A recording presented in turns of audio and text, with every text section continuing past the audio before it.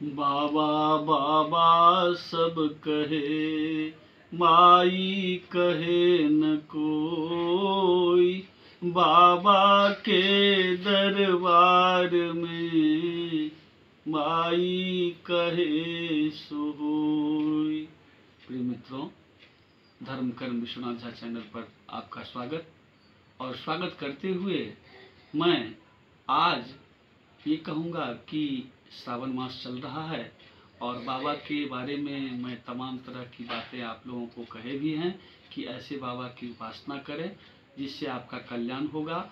और छोटी सी छोटी बातों को भी मैंने लेकर के कहा था कि बिलपत्र, भांग, भस्म, गंगा जल और नहीं कुछ तो निश्चित रूप से श्रावण मास में अन्य समय में अगर आपसे नहीं हो पाता है तो नमः शिवाय जो शिव पंचाक्षर महामंत्र है, इसको जपेंगे तो आपको काफ़ी लाभ होगा, कल्याण होगा।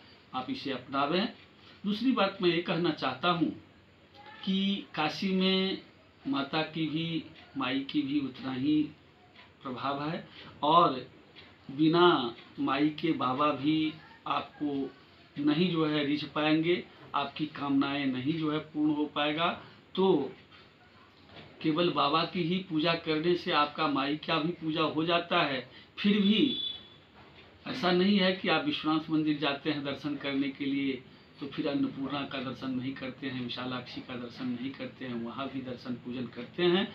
तो मैं आज आप लोगों के सामने में एक छोटी सी वस्तु रखना चाहता हूँ कि क्या माई और बाबा में फ़र्क है। ऐसे काशी में दोनों एक ही हैं। तो जैसे आप शिव लिखते हैं, शिव को अगर ऐसे घटाएंगे कि इसमें जो ई की मात्रा लगी हुई है ये ई की मात्रा इसमें पावर है। अगर इस पावर को लगाते हैं तो शिव हो जाता है और इस पावर को अगर हटा देंगे तो केवल सब रह जाएगा। वो आप जानते हैं कि काशी में सब में ही शिव का वास है। इसीलिए आप देखते भी होंगे कि जब कभी भी शमशान के लिए, महाश्मशान के लिए लोग लेकर के जाते हैं तो उस समय में जितने लोग रास्ते में मिलते हैं, देखते हैं, वो भी अपने गंतव्य को जाते रहते हैं तो हाथ जोड़ते हैं। वो उन सब में शिव का भान करके ही हाथ जोड़ते हैं।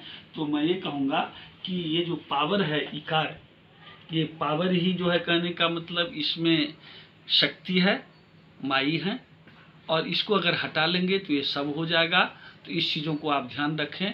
और आया भी है, आप ये जानते हैं कि जब वाराणसी में किसी का मृत्यु होता है तो भगवान विश्वेश्वर उनके कान में एक तारक मंत्र देते हैं और वो जो तारक मंत्र है वो मंत्र है सीताराम का मंत्र, लेकिन दोनों के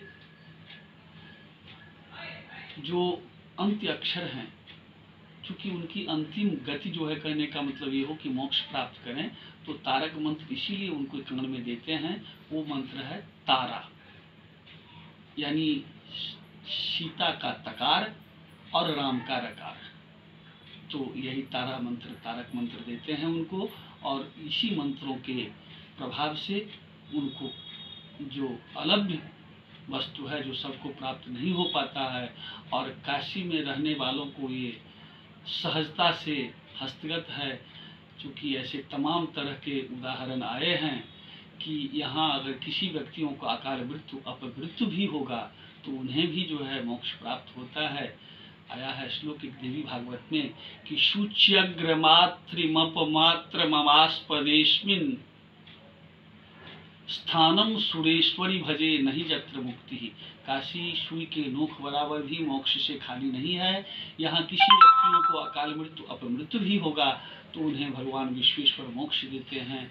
आप इसे जाने। जय जगदम्ब, जय विश्वनाथ।